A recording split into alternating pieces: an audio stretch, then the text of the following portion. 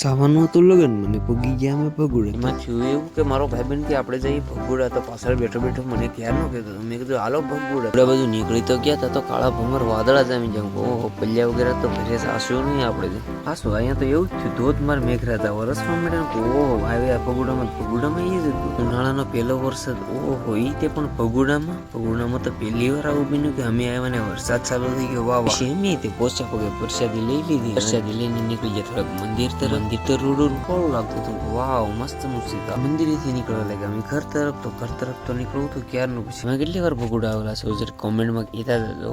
હું શૂટ કરતો ને ત્યારે શર્માતો હતો બહુ. પછી તો મેં થોડું શૂટ તો કરી લીધું. પછી હું નાના બ્લોગમાં તો કેટલું દેખાડ્યું, પણ મેં મોટો બ્લોગ તો શૂટ કર્યો નથી. તો હવે આપણે નવા મોટા બ્લોગ નાખશું. તો આપણે ચેનલને લાઈક એન્ડ સબસ્ક્રાઈબ શેર કરતા થજો અને ફોલો કરતા જાઓ. આજે મારી ચેનલમાં આવી જાઓ અને ફોલો કરતા જાઓ, સબસ્ક્રાઈબ કરતા જાઓ. ત્યાં સુધી બાય બાય.